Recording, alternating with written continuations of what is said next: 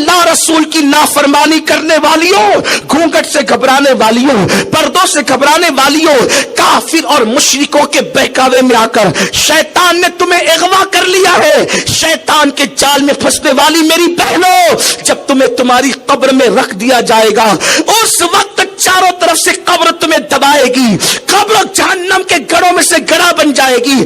کب وہ بھیانک جہنم کی آگ جو دنیا کی آگ سے 70 درجہ زیادہ سخت ہے، دنیا کی آگ بھی دن میں 36 مرتبہ جہنم کی آگ سے پناہ مانگتی ہے، وہ آگ تمہاری قبر میں دہکائی جائے گی۔ جھٹکا لگنے پر دن بھر بے چین رہتی ہو، یہ ٹیوب لگا لو، وہ مرہم لگا لو، وہ پٹی لگا لو، ارے چھوٹے سی انگار کے چٹکا تمہیں اتنا تکلیف پہنچاتا ہے۔ جب بے پردگی کی وجہ سے تمہاری پوری قبر میں جہنم کی آگ بھڑکائی جائے گی، بولو کیا کوئی شوہر مدد کے لیے آئے گا؟ کوئی ماں مدد کے لیے آئے گی؟ کوئی بھائی مدد کے لیے آئے گا؟ نہیں نہیں، کوئی مدد کے لیے نہیں آئے گا۔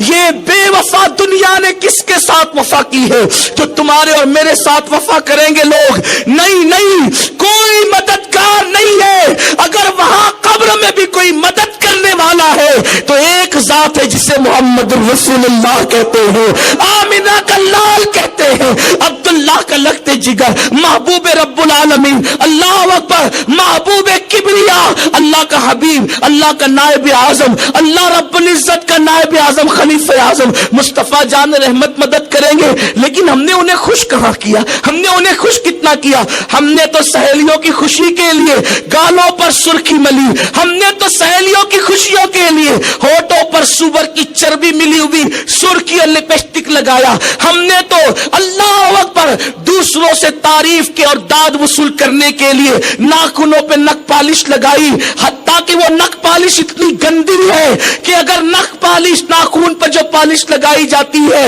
اگر وہ تمہارے ناخنوں پہ لگی ہوئی ہو اور تم ناپاک ہو جاؤ اور غسل فرض ہو جائے تو نہانے کے بعد بھی غسل اترتا نہیں جب تک کہ اس کا جرم ختم نہ ہو جائے۔ اللہ اکبر، ناپاک پڑی رہتی ہو، تمہارے گھر میں رحمت کے فرشتے کیسے آئیں گے؟ تو ایک وبال تو یہ ہے، حسن پرستی کا ایک وبال تو یہ ہے کہ آج عورتیں بے پردہ ہو گئی، اللہ رب العزت کے قانون کو پیچھے کے پیچھے ڈال دیا۔ اب اس بے پردگی کا وبال کیا ہے؟ اس بے پردگی سے گندگی کیا ہو رہی ہے؟ اس بے پردگی سے برائیاں کیا پھیل رہی ہے؟ اے خاتون جنت کی کنیزوں، یہ بے پردگی کا وبال یہ ہے کہ جب مردوں کی نظریں تمہارے حسن کو تکتی ہے تو آج کل کے مرد نفس پرستی میں مبتلا ہیں، الا ماشاءاللہ جب بھی وہ کسی عورت کو دیکھتے ہیں تو للچائی ہوئی نظر سے دیکھتے۔ وہ دور گیا جب کسی عورت پہ نظر پڑتی تھی تو لوگ شرم سے جھکا لیتے تھے، آج عورت کو عریاں کر دیا گیا، آج عورت کو ننگا کر دیا گیا۔ آج صابن بک رہا ہے، 2 پیسے کی چیز بھی بکتی ہے تو عورت کی تصویر کے ساتھ بکتی۔ آپ کیا سمجھتی ہیں کہ مغربی تہذیب تم سے محبت کرتی ہے؟ مغرب کے لوگ تم سے پیار کرتے ہیں؟ واللہ تاللہ باللہ وہ نفس کے پجاری تم سے کیسے پیار کر سکتے ہیں؟ انہوں نے تو تمہیں فوٹو کے ذریعے سے بیچ دیا۔ یہ محمد الرسول اللہ کی تہذیب ہے جو ایک عورت کو کتنا بلند مرتبہ عطا کرتی ہے۔